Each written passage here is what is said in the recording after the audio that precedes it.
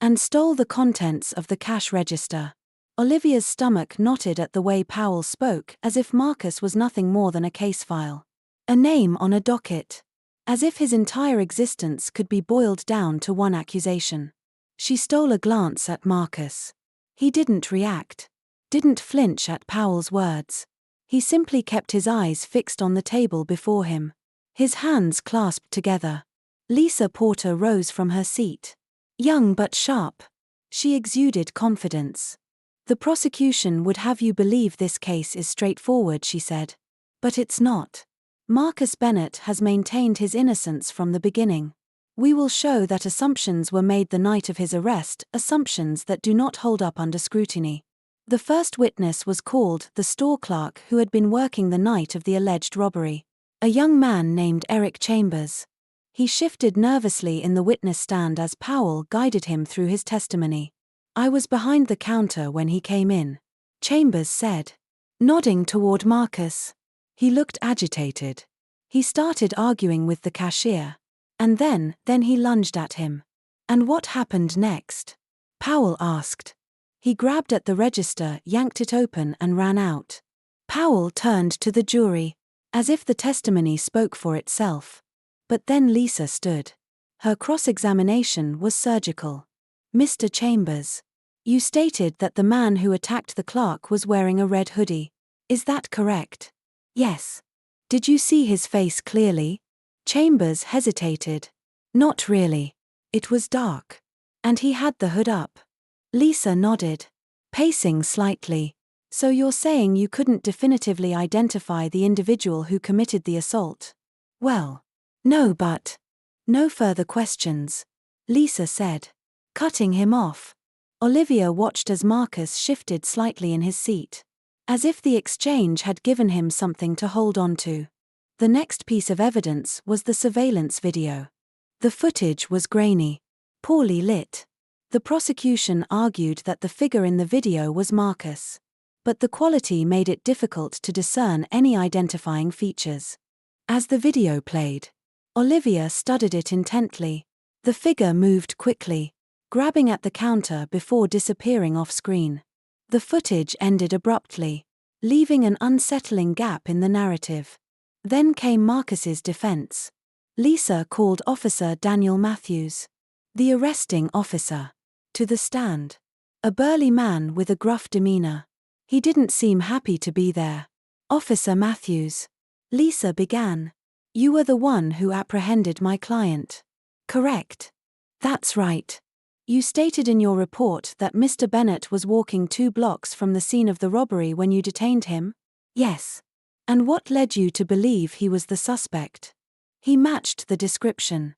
A black male. Mid-40s. Wearing dark clothing. Lisa raised an eyebrow. Dark clothing? But the suspect in the video was wearing a red hoodie. Did you find a red hoodie in Mr. Bennett's possession when you searched him? Matthews hesitated. No, but he could have discarded it. Lisa took a step closer. Could have.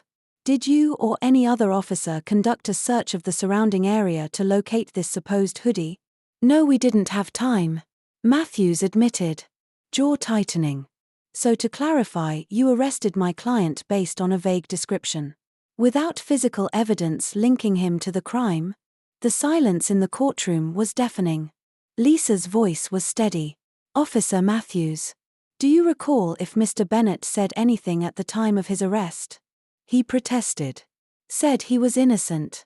And did you consider investigating his claim? Lisa pressed. Or did you assume guilt based solely on his appearance? Matthews's face reddened.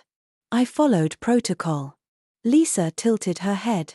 Protocol, she repeated, her voice laced with skepticism.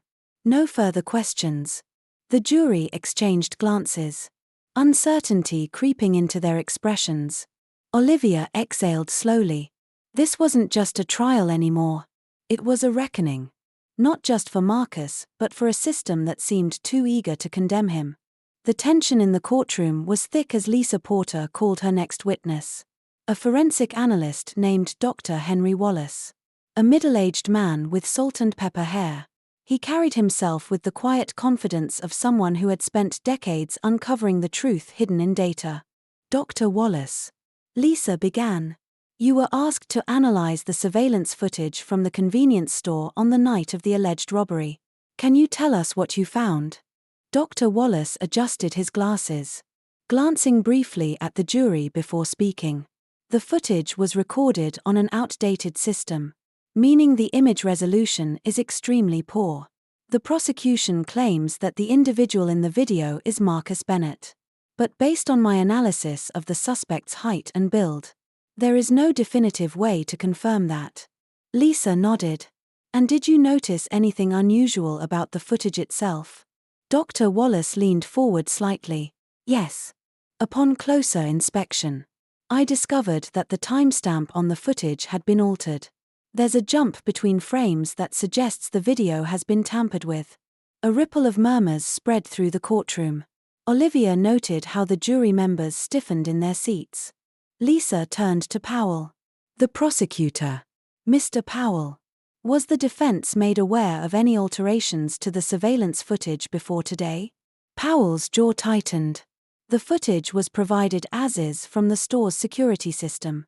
There was no intent to manipulate evidence. Lisa pressed on. No intent. Perhaps. But that doesn't change the fact that we cannot rely on this footage as irrefutable proof of my client's guilt. She turned back to Dr. Wallace. In your professional opinion, does this video conclusively identify Marcus Bennett as the suspect? Dr. Wallace shook his head. No, it does not. Another murmur spread through the gallery. The weight of doubt had begun to settle over the case, casting a long shadow over the prosecution's argument.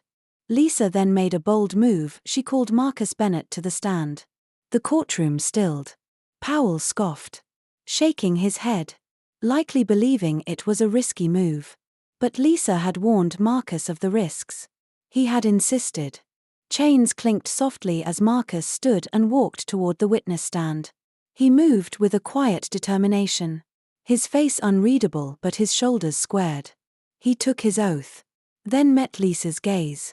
Mr. Bennett, she said, her tone softer than before, can you tell the jury, in your own words, where you were on the night of the alleged robbery? Marcus exhaled slowly. I was walking home from a friend's house. I had just left when the police pulled up, lights flashing. I didn't even know what I was being arrested for. Lisa nodded. Did the officers ask you any questions before detaining you? No, Marcus said. They put me in cuffs before I could say a word. Lisa's voice remained steady. And did you have any of the stolen cash on you? Marcus shook his head. No. They searched me. And they didn't find anything. Lisa turned to the jury, letting the weight of Marcus's words settle in the air before continuing. Marcus, you have a record. Some past offenses. Mostly minor. Has that past ever made you a target for assumptions? Marcus's jaw tightened. He looked down for a moment, then met the jury's eyes. All my life, he said quietly. His words hung in the silence, raw and unfiltered. Then Powell stood for his cross-examination. So, Mr. Bennett, he began, circling the witness stand like a shark. You claim you were just walking home, minding your business. But isn't it true that you have a history of run-ins with the law? Marcus didn't flinch. I've made mistakes, he admitted. Taken wrong turns. Trusted the wrong people. But I didn't do this. Powell folded his arms. Isn't it convenient that your friend, the one whose house you claim to have left, refuses to testify on your behalf? Marcus's gaze darkened. But he kept his voice calm. He's scared. He doesn't want trouble. Powell smirked. Or maybe he doesn't want to perjure himself. Lisa shot up from her seat. Objection, speculation. Sustained. Olivia said. She kept her tone even. But inside, she wrestled with the emotions boiling beneath the surface. Powell sighed dramatically. No further questions. Marcus was led back to his seat. Olivia watched him, noting the exhaustion in his expression. He had fought for his own truth. But would it be enough? As the court adjourned for the day, Olivia remained at the bench, fingers tracing the polished wood. Justice was supposed to be blind. But today, she wasn't sure if it truly was. The jury deliberated for hours. The courtroom emptied and refilled as people stretched their legs, whispered among themselves, and waited. Marcus sat quietly, his hands clasped tightly together. He hadn't looked at Olivia since the first day of the trial, and she couldn't blame him. Finally, the bailiff announced that the jury had reached a verdict. The room fell silent. In the case of the state of Georgia versus Marcus Bennett, we find the defendant not guilty. A mixture of gasps and murmurs rippled through the room. Olivia tapped her gavel, restoring order. Marcus exhaled sharply, his shoulders sagging in relief, but his face remained unreadable. As the courtroom emptied, Marcus paused at the door and turned to Olivia. Their eyes met for the briefest moment before he nodded and walked away. Free at last. Some victories came at a cost. But for Olivia, this was more than a verdict, it was a reckoning. Subscribe to Life Stories for more real-life inspired videos.